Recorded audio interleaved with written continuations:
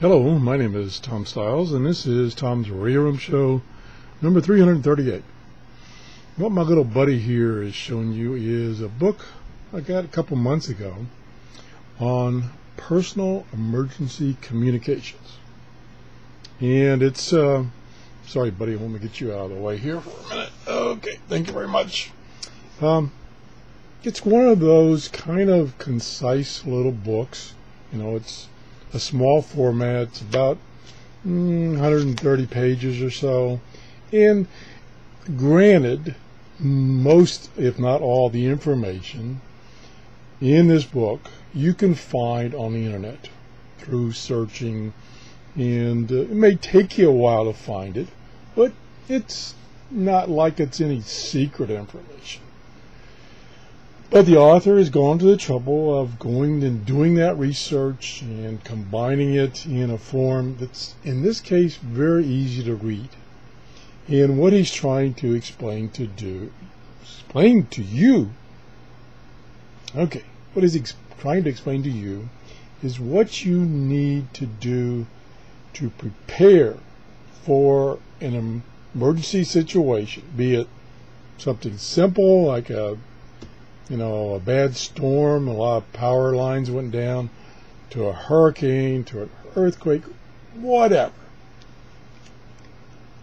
In his book, he explains what you should do, and basically it boils down to planning. And he goes into quite a bit of detail of the things you need to address personal emergency communications. Okay, I'm going to just kind of breeze through the book. I don't want to, tell you everything that's in the book, because then you won't go buy it. And the book, by the way, I got this off of Amazon. The retail price is $14.95. I got it off of Amazon for $12 something and free shipping. So that's where I got it. In the first section here, he talks about determine what you need, and what he's talking about here is sitting down and making a plan of what you would do, what you would need to communicate with others in an emergency situation.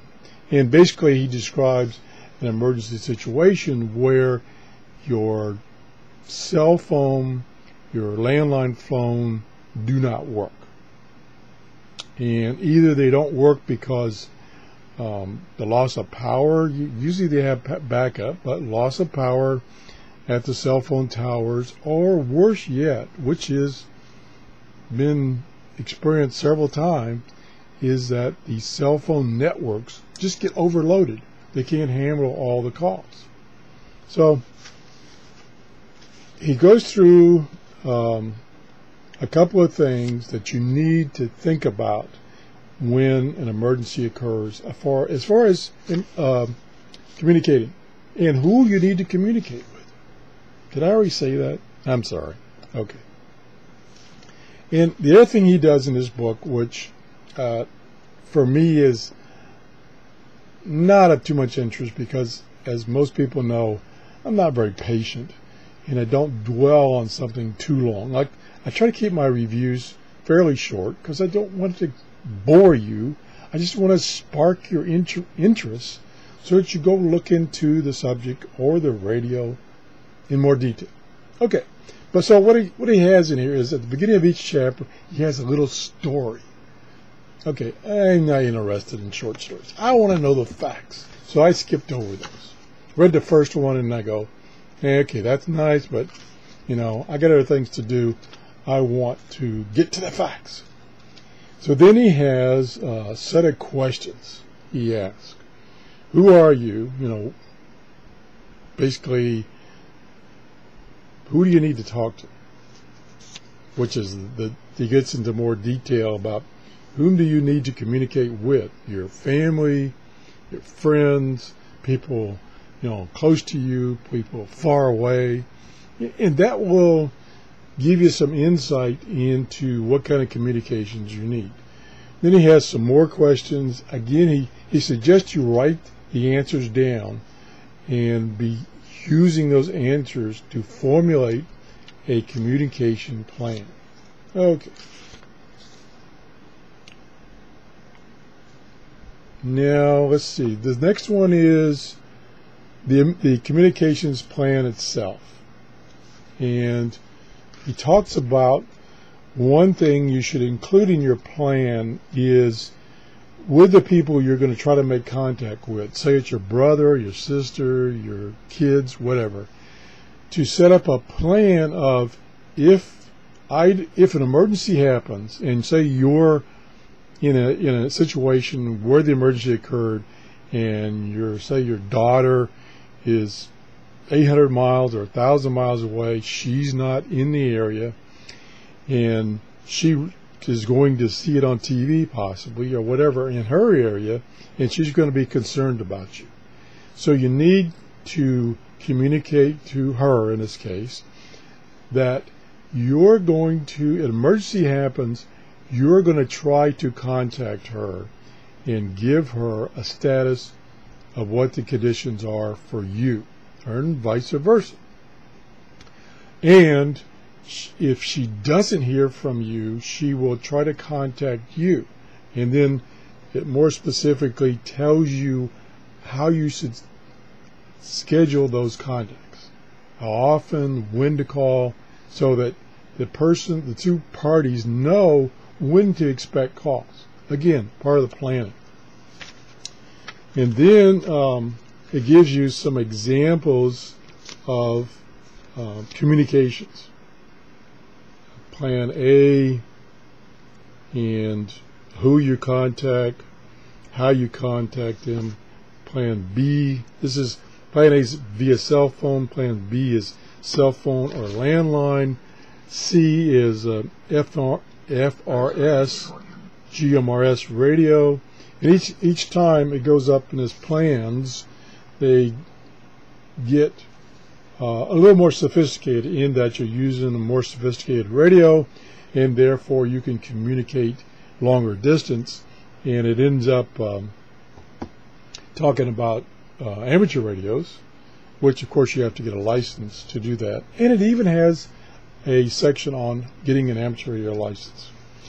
And it has a nice little table here of the kinds of radios you need and when you need them, either short range or long range, and how much they cost, kind of in general.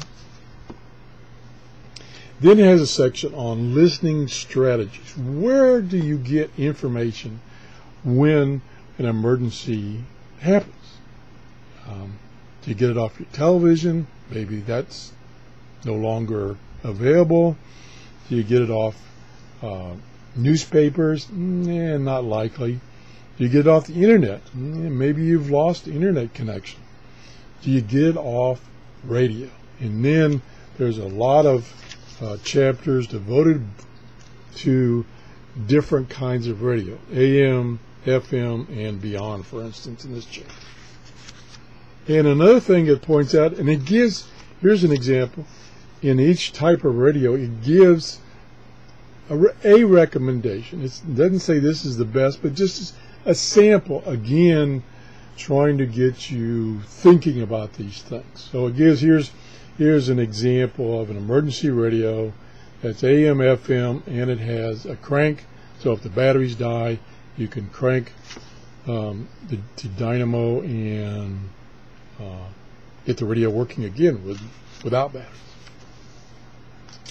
Then it has chapter 6 is about advanced listening scanner radios. Now, the important thing about scanner radios is that you, again, take the time to learn about what frequencies to listen to.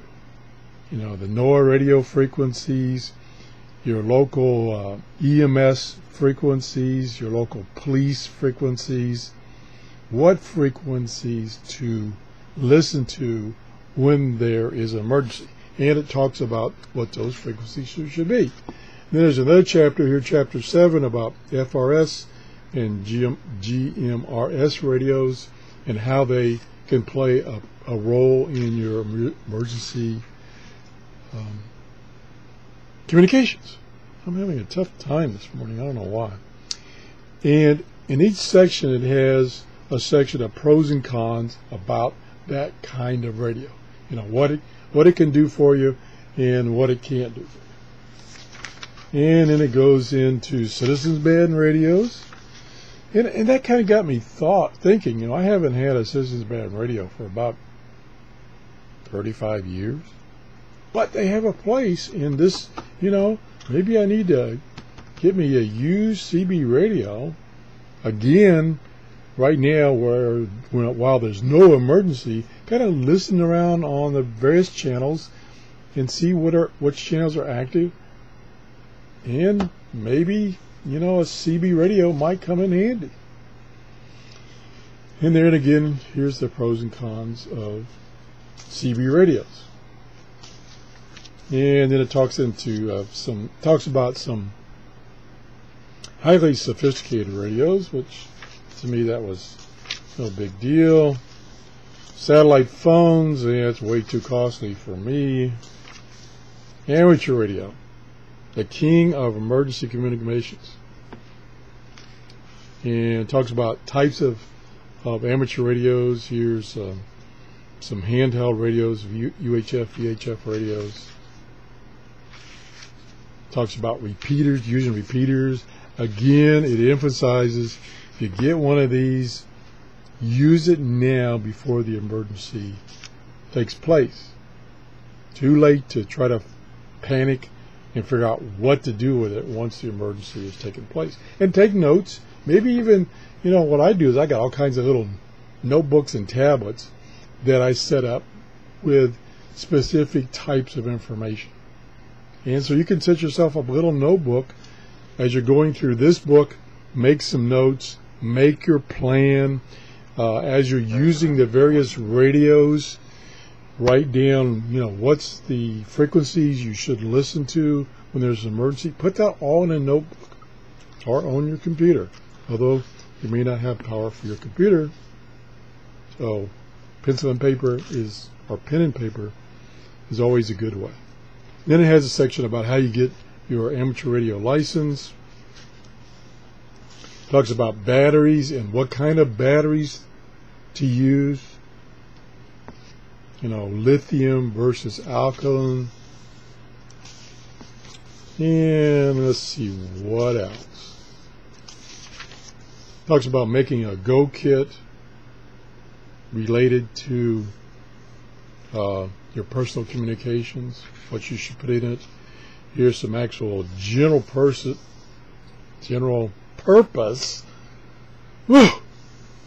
information about what should go in an emergency bag.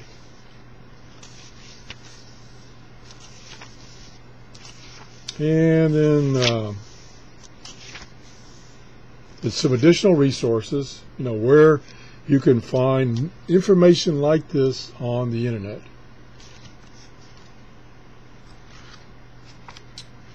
And then in the back, it gives some more examples of these plans and what kind of information you would include in these plans. The method of communications, who you're going to try to reach, when you're going to try to call them. Again, that kind of plan between you and the individuals of when they should expect a call, where you're located, some phone numbers. Again, put the phone numbers in this plan, so you know if your cell phone dies and you can't get to your phone book, or if you had a little phone book notebook and you can't find it, here's another place to put those phone numbers. So I think that's about it.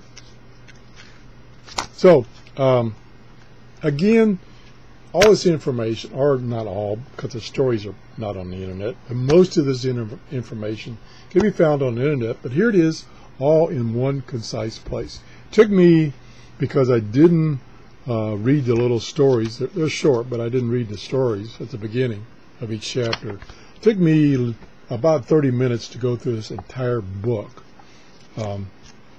Again, you can get this one place you can get it is on Amazon. I do recommend this book because it gives you all the information at one place. So again, the name of the book is Personal Emergency Communications. It's by Andrew Bays. I'm not sure how to pronounce that last name. And he's written several books related to communications. And it says in the back, he's a certified disaster recovery planner for a multi-billion-dollar business in the Pacific Northwest. I don't know what that means. And as far as this book, I don't know what it means about credibility of this book. So anyway, that's the show for today. If you enjoyed this review, please give me a thumbs up. If you don't like reviews, my book reviews, I'm not the best book reviewer. Well, let me put it this way: I'm not the best reviewer, period. But anyway, if you didn't like my review, give me a thumbs down. That tells me, yeah, I'm doing the wrong thing here. If you haven't subscribed, man, we've been getting a lot of subscribers. I really appreciate. I wish I could talk today. I really appreciate those of you that have been subscribing to my YouTube channel, and also to those of you who have been using my Amazon store. Whew, I better quit while I'm ahead. Actually, I'm behind. I don't think I'll make any edits to this video. It just takes too long. I made so many mistakes. Anyway, thanks for watching. Bye-bye. See you guys. Boy, I screwed this one up.